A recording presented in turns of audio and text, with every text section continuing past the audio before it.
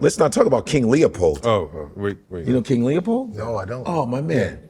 King Leopold? You don't know King? I don't There's a know. book called Leopold's Ghost. Go ahead. You want to tell? Or Yeah. Well, Leopold, we got to start further back. yes. Berlin Conference, 1885. Check that. Yeah. Where all the colonial powers got together and decided to divide up Africa into 54 countries, right? Because before, Africa was the United States of Africa. It was just tribes all over the continent. There were no borders. So they decided to divide up Africa in pieces, and then all these colonial powers took ownership of those countries. There was not a single African country present at this Berlin Conference. Yeah. And the reason why they did that is in order to render each one of those countries helpless, because they're now vulnerable and small, right? Because before you had these huge, gigantic tribes, millions and millions of people. It would have been very tough for them to go over there and exploit and rob them of their natural resources. You separate them. So they separated and conquered, exactly. And King Leopold took ownership of Central Africa and the Congo. And his reign of death resulted in 13 million people being killed. Yeah. And he would enslave them. He would make them cultivate the land. And if they came back with product under the limit, he would cut their limbs off. Yeah. Kids. And they sell the hands, the feet chocolate and hands. They still sell the hands in delicacies, chocolate hands. They never taught me this in school. Of course not. You learn it outside of it. I learned it in college outside of that. Yeah. No. You read outside. Also, you got to realize, colonialism is not over, right? Word. It's not over. This is still going on to this day. And the absurdity is, I'll give you an analogy. You have a community of houses, and there's one neighbor who decides that he deserves more than the other people. So he starts going over to other people's houses and stealing their food and going into the pantry while they're at work and stealing stuff and enriching himself, right? And after a while, he gets more emboldened. He starts unhooking their plumbing and their electricity and their water and takes it over to his house.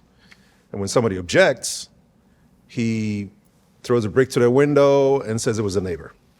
And he starts pitting them against each other. Oh, right? wow. And they start fighting, and there's violence, and he starts giving guns to one so they can kill the other, and giving guns to them to kill the other, and he starts, creating all this chaos, craziness and chaos and violence.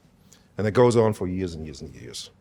So after a while, now his house is the biggest house in the neighborhood. And he's got a compound because he's sort of gotten some other houses, paid cents on a dollar because the neighborhood is in uproar, the community is dilapidated and destroyed, so people have nothing to eat anymore. And then all of a sudden, people start coming over to his house, right? Because he's the only one on the block who's got food, who's got shelter, who's got security, so they're jumping over fences and sleep in his backyard. And they work for scraps and work in his kitchen. And he calls them violent intruders, scum of the earth. He calls the police on them, and the police removes them back to their houses. But they don't exist anymore, right? Because they're dilapidated and destroyed. The whole community is destroyed. There's violence everywhere. Nothing works anymore. Yeah. So the absurdity is not that people come knocking. The absurdity is that America, France, England, they're shocked, they're appalled that all these people are fleeing rubble to get to abundance. Especially when that abundance is built on the destruction, the death, the exploitation, The theft. of all these other houses, all these other people, That's a great analogy. right? So that's where we're at. Yeah. And that's not over. That's still going on. France is still taking $500 billion a year out of Africa right now. Billion. Out of their 14 ex-colonies, because they made them sign the pact of the continuation of colonization back in the late 50s. And they had no choice but to sign.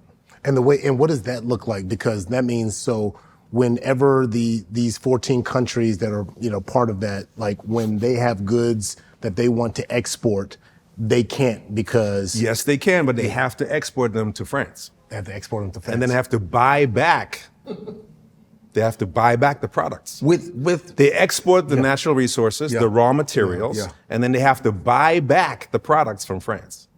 with their number one. money. With their money. Now, France also forces them to spend to give up to 85% of the GDP to France. Up to 85%, right? They force them to give them French companies the first right of refusal for every public or private contract, right? So if they say, hey, we got some cocoa beans here, we want to sell it to America. They No go, economic sovereignty, no food sovereignty, no power sovereignty, right? Because they're forced, again, to export their resources to France and then buy back the products to survive. That's what's going on right now. And this is why the countries are kicking them some. Exactly, and that's why, and France is taking the 500 billion and they invested in the stock market in France to the tune of trillions of dollars. Africa's not getting that. France is keeping that. And if somebody speaks up, they turn off the faucet of the currency because France is printing the currency for those 14 countries. That's why now you have people present like Burkina Faso. Burkina Faso. What's the other guy? Niger and Mali, Niger. Those guys. Exactly. I'm glad this happening. It's who real. are getting together. Yes. And they're kicking out France. Because what happened before, if a country said no, France would pour concrete in their sewage system, in their water supply. They would destroy the schools and the hospitals before they leave, right? Then they would come in with mercenaries. Yeah. And that they would would take people out. Lumumba, Thomas Sankara, Patrice Lumumba. right? Yeah. That's what's going on right now. So colonization is not over. Because you know what I've always wondered? It's like, man, you think about this theme, and as you're saying this and giving me these examples, and it's really, really helpful, is that it almost promotes the corruption. People see African countries like, it's so corrupt. And they're like, well, it's not. That's a funny point. Yeah, because it's not because corrupt because it's corrupt. Is it corruption when you come to somebody's house and you offer them a Rolls Royce and a G-Wagon and a pool for their house and for another car for the wife, and if they say no, you say, well, then we're gonna have to kill you. Is that corruption? No, it's not. Not to say there's not corruption in Africa, like in any other country in the world, right? But they say that because they want to distract you from them going in and grabbing all your. This happened with Murtala Muhammad for Nigeria. You know, the airport is named after him, but I know he was trying to, one of his big things was to try to end the corruption and then taken out. You know what I mean? And so, you know, it's almost to that point, like if you go and buck the system, then all of a sudden. Well, the thing is, too, is it's the people on the inside that are selling you out. But I think Abraham Traore, which I'm impressed by, I think that he studied all of that first. Yeah. He really studied because he knows they're gonna pay somebody some chump change to sell him out. But I think the fact that he's controlling the gold tree, he goes, listen. He closed the borders too. Beautiful. And they had some woman, some white woman came in, because you know they have them white women that come in and want to do drum circles and take care of children. One of them tried to come in. She was like, yeah. And he was like, you got 3 days to get the out of my country.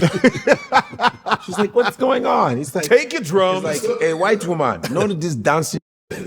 he stopped her because she was an informant. She tried to be in there, you know, because white women have that voice. Oh my God, the kids. She's like, 3 days and get the out. 3 jours, right?